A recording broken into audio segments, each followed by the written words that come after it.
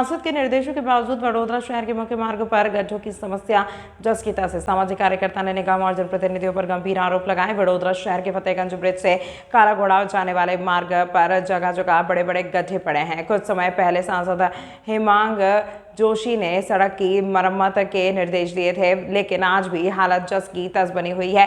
सामाजिक कार्यकर्ता कमलेश परमार ने कहा कि जब भी कोई बड़ा मंत्री या अधिकारी आता है तब केवल दिखाने के लिए सड़क पर मेकअप पाउडर लगाकर काम किया जाता है। आम नागरिक टैक्स और एडवांस वेरो भरते हैं, लेकिन उन्हें मूलभूत सुविधाएं नहीं मिल रही हैं और यातायात जागरूकता के नाम पर पुलिस द्वारा हेलमेट और सीट बेल्ट न पहनने वालों का चालान काटा जाता है। वहीं दूसरी ओर शहर की सड़कों पर चलना भी नागरिकों की सुरक्षा के लिए खतरा बना हुआ है। यदि किसी भी प्रतिमा को गड्ढों के कारण नुकसान होता है तो इसकी जिम्मेदारी किसकी होगी? परमार ने चेतावनी दी है कि यदि सड़क की मरम्मत युद्ध स्तर पर नहीं की गई तो जनता प्रधानमंत्री मोदी की तस्वीरें लगाकर निगम और जनप्रतिनिधियों को जगाने का प्रयास करेगी।